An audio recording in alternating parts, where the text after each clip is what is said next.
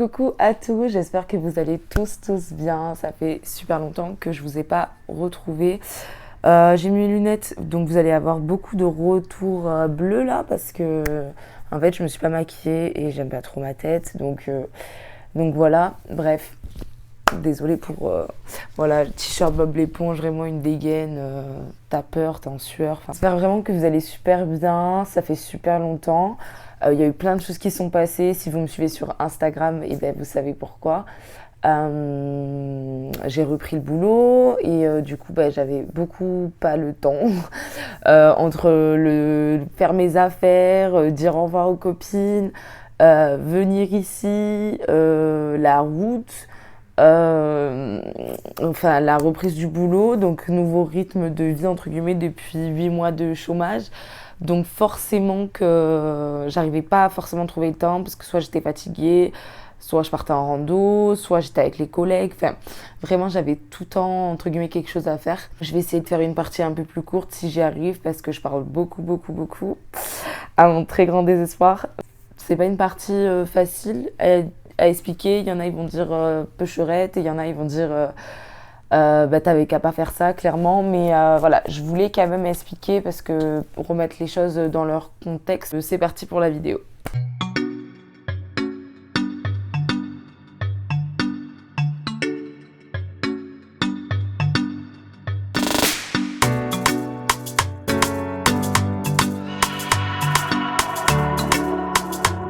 Je voulais préciser que dans la partie 1, je répète souvent, je me trouvais grosse souvent, parce que vraiment c'était un ressenti, mais c'était pour expliquer à quel point, pour moi, dans mon point de vue, j'étais mais énorme, genre vraiment, genre pour moi j'étais énorme, voilà. C'est pour ça que j'ai insisté sur ce mot, c'est pour faire de mal à personne, c'est pas du tout pour être méchante envers qui que ce soit, enfin vraiment genre faut pas...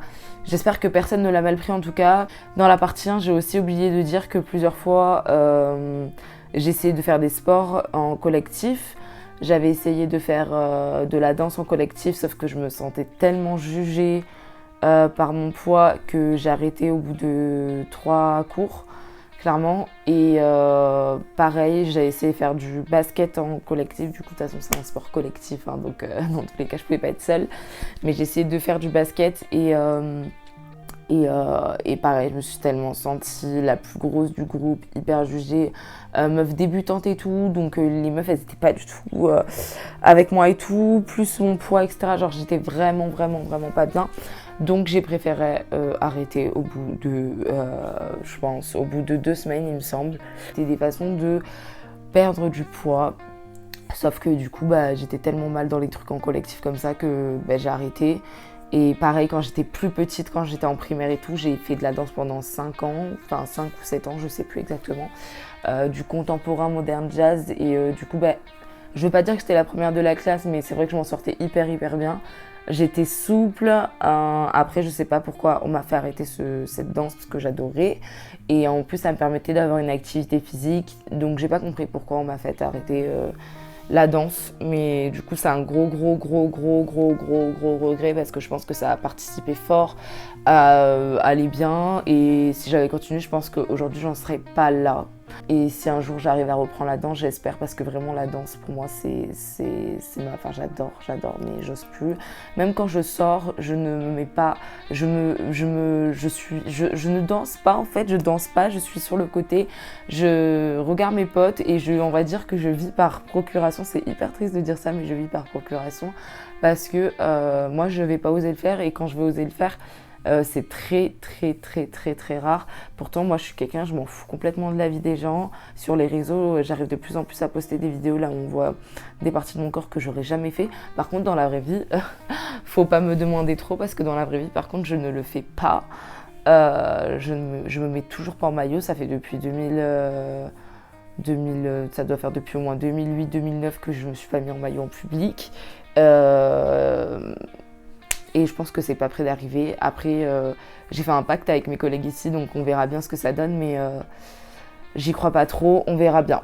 Pour vous remettre dans le contexte de la partie 1, du coup je m'étais arrêtée par rapport à la saison d'hiver, là où on a été confinés en mars 2020. Du coup, ça a été la période la plus dure parce que, en gros, j'avais le choix entre rester confinée à mon boulot ou repartir chez moi. Sauf que mon père avait le Covid à ce moment-là et j'avais nulle part d'autre où aller. Donc, j'ai fait le choix de rester ici, déjà parce que je m'entends pas avec mon père et en plus parce que mon père avait le Covid en fait et moi, comme j'ai dit dans la partie 1, genre j'étais dans ma bulle, le Covid il m'est tombé dessus comme ça, j'ai rien compris à la vie, confiné, terminé, enfin bref, genre j'ai vraiment rien compris à la vie.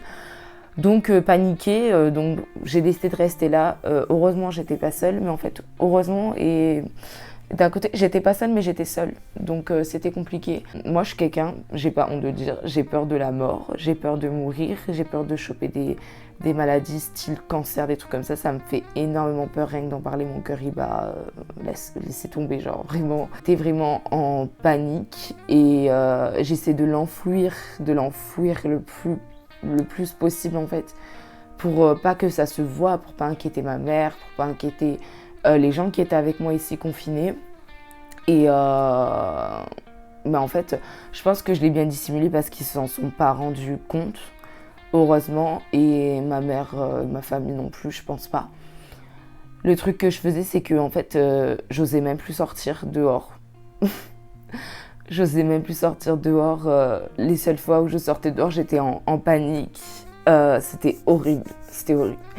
J'étais en panique. J'arrivais même pas à aller dans un jardin à côté. Et pourtant, je suis dans un endroit là où il n'y a pas beaucoup de population. Mais je me disais que dès que j'allais sortir, en fait, j'allais choper un truc et que j'allais mourir, en fait. Donc c'était horrible. Genre vraiment, je pouvais pas. C'était plus fort que moi, en fait. Genre impossible.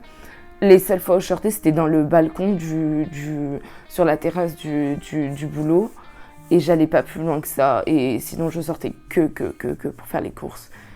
Et quand je faisais les courses, du coup, c'était la cacophonie parce que du coup, moi, je suis quelqu'un qui compense énormément par la nourriture. Et du coup, en fait, j'avais l'impression que comme j'allais mourir à tout moment, il fallait que, entre guillemets, je pouvais me bousiller la santé. Et en fait, j'achetais n'importe quoi, je mangeais n'importe quoi. Et tout ça dans le secret, parce que devant les autres, quand je faisais à manger, c'était ouais, je me fais des omelettes, je me fais des courgettes, des machins, alors que pas du tout.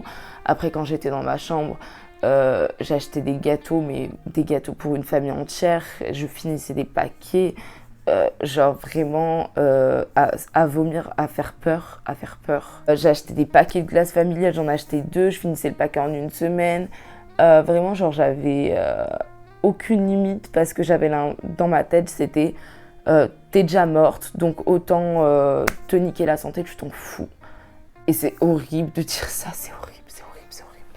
Mais vraiment, et je m'inquiétais à chaque moindre signe de anormal. Vraiment, dès que j'avais la gorge qui me grattait, j'ai appelé le médecin. Dès que j'avais un peu de tout, alors que c'était juste la saison parce que c'était le printemps et qu'il y avait du pollen et que voilà, moi, le pollen, ça me fait mal, ça me gratte la gorge, machin. J'appelais le médecin. Dès que j'avais une courbature quelque part, j'appelais le médecin. J'avais au moins 4 rendez-vous médecin visio par semaine, tellement j'étais en panique. À un moment, j'ai dit au médecin, mais en fait, à un moment, le médecin, il m'a mis des calmants parce qu'elle m'a dit, vous êtes beaucoup trop en stress. Et les calmants, j'ai refusé je les ai pris à la pharmacie, je suis allée les chercher. Mais j'ai refusé de les prendre parce que pour moi, ça allait que amplifier mon stress. Et j'avais pas envie de tomber dans des trucs là où tu commences à être addict et tout. Déjà que j'étais dans une période en mode, j'étais en train de manger, aucun effort physique, aucune sortie, aucune sociabilité entre guillemets, parce que certes il y avait mes collègues, etc. Mais le contexte n'était pas du tout. On passait du rêve en mode wouhou, t'es en saison, t'es avec tes collègues, tu kiffes ta vie, machin. Et t'es confiné, 1 mètre de distance avec tes collègues, chacun c'est soi et Dieu pour tous. Enfin vraiment, genre c'était pas pareil. J'étais au bout du rouleau, je mangeais que de la merde, je mangeais aucun fruit, je faisais n'importe quoi. Et je pense que c'est la période là où j'ai pris le plus de poids clairement, parce que du coup de mars à début mai, et même encore un petit peu après, parce que du coup j'étais moins paniquée, mais j'étais toujours autant paniquée. Quand je suis rentrée chez moi, j'ai gardé des distances avec mes amis et tout, parce que je mettais le masque avec elles et tout, parce que j'avais grave peur de choper ce putain de virus. Ou même de toute façon, moi dans ma tête, je sais pas pourquoi, vu qu'à un moment donné, vers fin avril, début juin, fin avril, début mai, j'ai commencé à avoir le sein qui a doublé de volume et du coup je me suis dit oh là là, ça y est, j'ai chopé un cancer du sein, c'est fini pour moi, j'ai paniqué, j'ai commencé à aller voir des trucs sur internet, le truc qu'il faut jamais faire de la vie, ne faites jamais ça. Vraiment genre j'étais en panique, je me suis dit en plus du Covid, je crois que j'ai une autre maladie hyper grave, je me suis déjà vue, mes cheveux ils avaient de moins en moins d'épaisseur, ils tombaient de plus en plus. Et je me suis dit, c'est sûr, j'ai ça. J'ai pris un rendez-vous pour faire des échographies, des machins. Ils trouvaient rien. Je me suis dit, en fait, genre là, je suis dans un film. On me diagnostique pas ce que j'ai. Et ça se trouve, j'ai un truc grave. Et genre, du coup, ça, plus le Covid, plus le fait d'être seule, plus le fait de devoir garder le truc pour toi, pour pas inquiéter, machin, enfin bref. Plus, il fallait que je compense par quelque chose. Il fallait que je compense par quelque chose, tout simplement. Et ça a été par la nourriture. Puis niquer la santé. Je me suis dit, quitte à être foutu, ben fais de la merde. Et j'ai fait vraiment de la merde. Je pense que pendant cette période-là, j'ai pris minimum au moins 15 kilos facile. Donc de mars à mai. Donc c'est une période très courte. Donc pour vous dire à quel point je me suis détruite.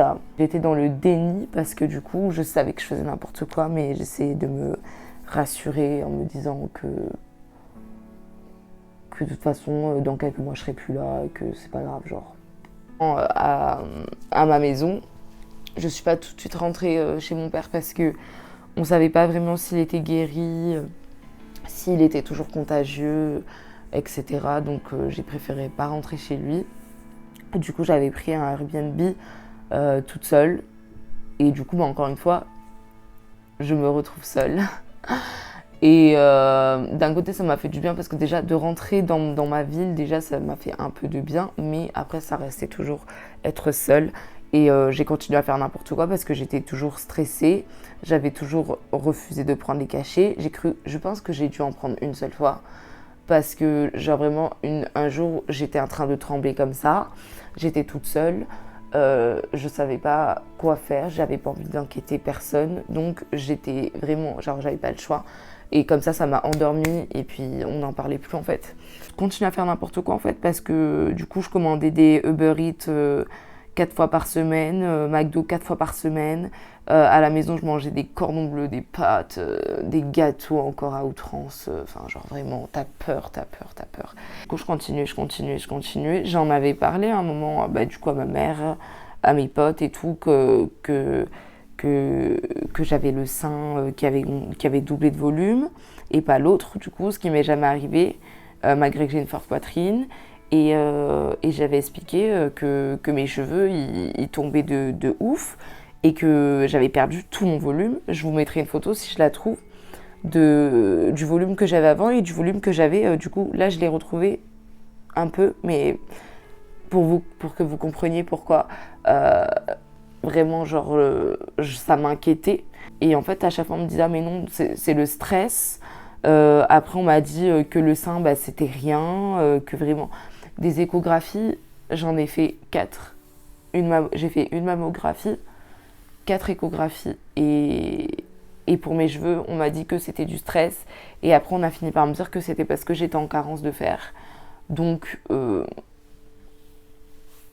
j'ai avalé ça à moitié. Vraiment, moi, je suis pas quelqu'un qui m'enferme à la base. Et là, le fait de même pas oser mettre un pied dehors, quand je sortais, dites-vous qu'il faisait hyper chaud, je mettais masque. Je mettais ma capuche parce qu'ils avaient dit que le Covid rentrait par les oreilles.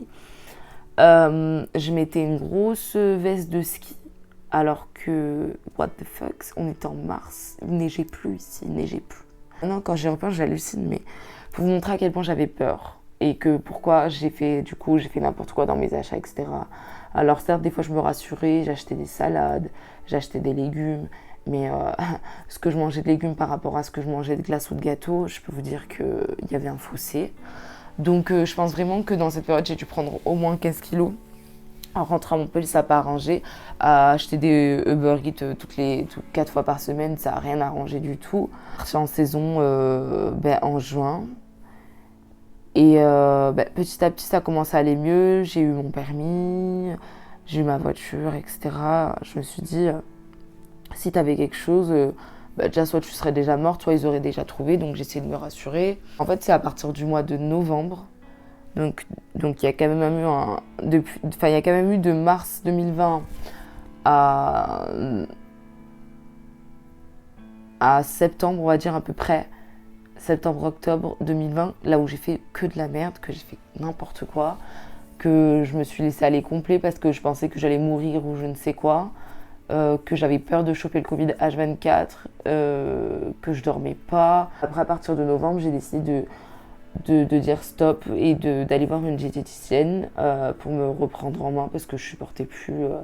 Je voyais bien que j'avais pris du poids, même si déjà j'étais pas mince déjà à la base, mais je voyais très bien que je rentrais plus dans beaucoup de mes affaires, pardon, beaucoup même. Beaucoup, je suis allée voir une diététicienne. Je perdais pas de poids, au contraire, j'en prenais malgré les efforts que j'avais commencé à faire. Euh, je suis allée la voir 2 fois ou 3 fois, je sais plus. Il n'y a eu aucun résultat. J'avais pris alors que j'avais changé mon alimentation du A à Z. Et je pense que c'est parce que j'étais encore trop dans ma période de stress, etc. Et ça marchait pas. À cette période-là, j'avais pas encore aussi la foi de reprendre le sport. Et du coup, j'étais dans le mal. Parce que, j'étais encore, je pense, un peu déprimée, si je puis dire. Et du coup, j'avais pas encore la foi de vraiment reprendre une activité sportive et tout, chez moi, toute seule, dans ma chambre. Les salles de sport, elles étaient fermées. Donc j'avais juste repris vraiment mon alimentation, mais il y avait quand même un fossé entre mon alimentation de ces mars, avril, mai, juin, juillet, août, septembre, de mes 7 derniers mois à là, novembre, décembre et janvier. J'ai changé de diététicienne et j'ai commencé à reprendre le sport à partir de mars. Et au début, j'ai pas perdu non plus, j'avais pris 2 kilos, du coup j'étais archi déprimée.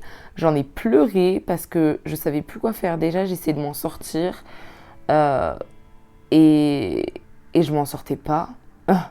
Donc je me suis dit, mais là en fait le sort est contre moi, genre je vais rester comme ça toute ma vie. J'étais au bout du rouleau en fait. J'ai persévéré. Clairement, j'ai persévéré parce que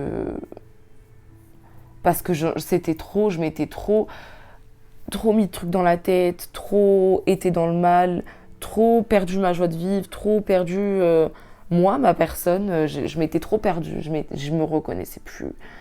Et du coup, il fallait que je me laisse pas abattre. Et du coup, je me suis pas laissée abattre. Et les kilos, ils ont commencé à partir. J'ai commencé à être plus positive parce que aussi c'est du mental. Mentalement, si vous n'êtes pas bien, forcément ça va être compliqué. C'est plus compliqué de perdre quand on n'est pas bien que quand on est bien. Donc le mental, ça joue énormément. Ça allait beaucoup mieux et c'était très satisfaisant enfin de voir que les kilos ils partaient en fait, clairement, parce que c'était une petite victoire, mais c'était une victoire énorme déjà. Parce que ça voulait dire, ça y est, c'est le début, genre, c'est le début, tu commences à y arriver, à te sortir de cette période de merde. Et du coup, j'étais trop contente. À l'heure actuelle, je suis à moins 7 kilos. Je perds très doucement, mais je perds. Donc, j'en ai rien à faire. J'en ai rien à faire de perdre aussi. Enfin, j'en ai rien à faire. C'est pas vrai, j'en ai pas rien à faire, mais je veux dire, je suis reconnaissante quand même de perdre parce que si mentalement, genre, j'étais restée bloquée dans mon truc de stress, etc., nanana, j'aurais continué à pas perdre malgré tous les efforts que je faisais. Et du coup, j'ai réussi, entre guillemets, à m'en sortir mentalement et je trouve que c'est le plus dur. Je commence à avoir des changements. Je commence à de plus en plus accepter plus ou moins mon corps, certains défauts.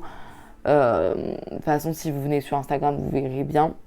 Mais, euh, mais vraiment, genre, cette période, sale période, je pense que c'est une des périodes les plus difficiles de ma vie.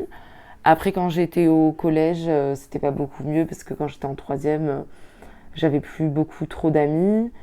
Euh, J'étais trop mal dans ma peau parce que j'avais repris tout le poids que j'avais perdu quand j'étais en quatrième.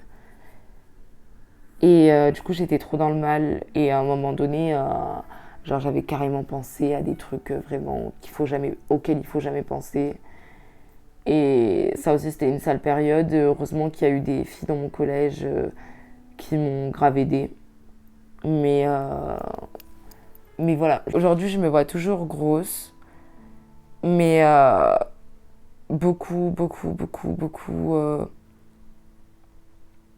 va dire que, je sais pas comment expliquer. Je me vois toujours grosse, mais déjà j'essaie d'accepter, comme je dis, certains de mes défauts, etc. Moi, je sais que je serai jamais quelqu'un de skinny, j'aurai jamais genre un bête de corps, abdos, ventre plat, je sais pas quoi, j'aurai jamais tout ça. Et je m'en fous parce que je me reconnaîtrai pas comme ça, honnêtement. Mais après, c'est clair que j'ai envie de perdre du poids. Je m'arrêterai quand je me sentirai bien, peu importe le chiffre. Et, euh, et là, j'essaie surtout d'être positive en mode t'es en bonne santé et déjà c'est le principal. Et ensuite, tu t'en es sorti et tu t'es repris en main à temps. Donc c'est ce que je retiens. Et franchement, s'il y a d'autres personnes dans ce genre de cas qui se reconnaissent ou je sais pas, qui ont du mal à perdre du poids, etc. Et ben franchement, je vous conseille d'aller voir vraiment une diététicienne parce que le fait d'être encadré, c'est trop bien. Vraiment, genre, il n'y a rien de mieux que d'être encadré. C'est beaucoup plus... Enfin, moi, je trouve que c'est beaucoup mieux que, en plus, le fait aussi d'expliquer son histoire parce que la diététicienne, elle a besoin de comprendre. Donc, la première séance, elle va forcément poser beaucoup de questions, etc. pour comprendre la situation dans laquelle vous êtes, nanani, nanana. Et du coup, je trouve que ça fait diététicien donc pour perdre du poids, mais je trouve que ça fait aussi un peu psy, dans le sens où tu racontes quand même un peu ton histoire pour qu'elle comprenne pourquoi t'as pris autant de poids, etc. etc. Si t'es quelqu'un de stressé, quelqu'un de ci, quelqu'un de ça, enfin voilà.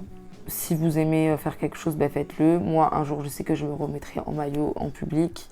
Je sais qu'un jour je reprendrai la danse parce que c'est limite, c'est pas une passion mais c'est limite parce que j'adorais ça et j'adore toujours mais j'ose pas. Et, euh, et surtout, faut pas du tout se stresser autant parce que ça sert à rien. Ça apporte que du négatif, pardon. Positiver, se dire qu'il y a toujours plus grave dans la vie parce que c'est vrai, il y aura toujours plus grave dans la vie. Surtout moi. Et après, moi, je veux pas du tout, dans cette vidéo, passer pour une peu chère, pour passer pour une pauvre, la pauvre, machin, tout ça. C'était vraiment pour expliquer mon ressenti, le pourquoi du comment j'ai pris du poids comme ça, comment mon corps, je l'ai traité, hein, parce que clairement, je lui ai pas fait du bien, je lui ai fait vivre un, un calvaire, enfin, une très mauvaise période du moins. Enfin, je lui ai pas fait vivre de belles choses, en tout cas ça c'est sûr. Je me rachète, j'oublie pas que mon corps, même si ça fait très cliché de dire ce genre de phrase, mais mon corps c'est mon meilleur allié. Ton corps, ce sera toujours ton meilleur allié. C'est grâce à lui que tu respires, ça c'est grâce à lui que tu marches. C'est grâce à lui que je tape mes mains comme ça à l'heure actuelle. Donc dans tous les cas, ton corps c'est ton meilleur ami pour toute la vie. Donc j'oublie pas ça et j'y pense fort tous les jours.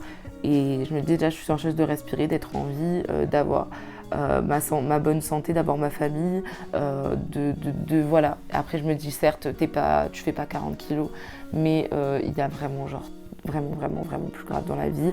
Et après, comme on dit souvent, comme les gens disent souvent, ce qu'on veut dans la vie, on pourra toujours... tu peux toujours essayer d'avoir ce que tu veux dans la vie, il faut juste te bouger. Donc c'est à toi de te donner les moyens d'avoir ce que tu veux. Donc j'essaye de me donner les moyens d'avoir ce que je veux.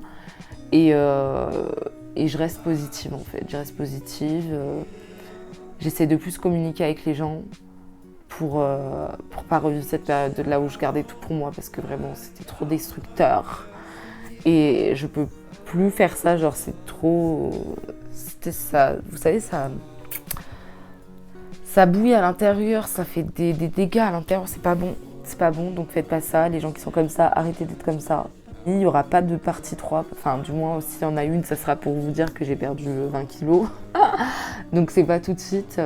Donc j'espère que cette vidéo vous aura plu. Je sais que je suis vraiment pas à plaindre du tout. Je sais que je fais pas du tout cette vidéo encore une fois pour attirer la pitié ou quoi que ce soit. C'était juste que je trouvais que c'était important d'expliquer mon histoire parce que je pense que les personnes qui me suivent pour ma personne, ma personnalité, mon contenu, etc. Et ma chaîne s'appelle Really Lily, donc c'est vraiment du réel, c'est moi, mon histoire, ma vie. Donc je suis franche à 2000%. Je veux pas, en fait j'ai rien à cacher, donc je voyais pas pourquoi j'aurais pas fait cette vidéo. Je trouve qu'elle est intéressante et que ça change des make-up et des ci, des ça, parce que c'est cool, hein, mais il n'y a pas que ça dans la vie, il y a aussi des trucs réels. Les coups durs de la vie, les vraies choses de la vie, hein, on va dire. On aura pu aider d'autres personnes. Si vraiment vous vous reconnaissez, n'hésitez pas à me DM sur Instagram. Ça m'arrive fort souvent de parler à des personnes qui essaient de perdre du poids. Enfin, j'ai parlé à 2-3 personnes. Ça fait du bien. Je trouve que c'est entraînant. Je trouve que c'est motivant. Et je trouve que c'est carrément important de comment on dit, de s'entraider en fait, parce qu'on est tous, on n'a pas tous la même histoire, mais on est tous dans le même bateau, et voilà, donc je trouve ça important. Que je vous retrouve pour une nouvelle vidéo, j'espère très vite. Je vais essayer d'être régulière, je pense que je vais poster une vidéo par semaine. On garde le smile, et là on va repartir sur des vidéos un peu plus positives. Et du coup je vous fais des gros bisous, à la prochaine!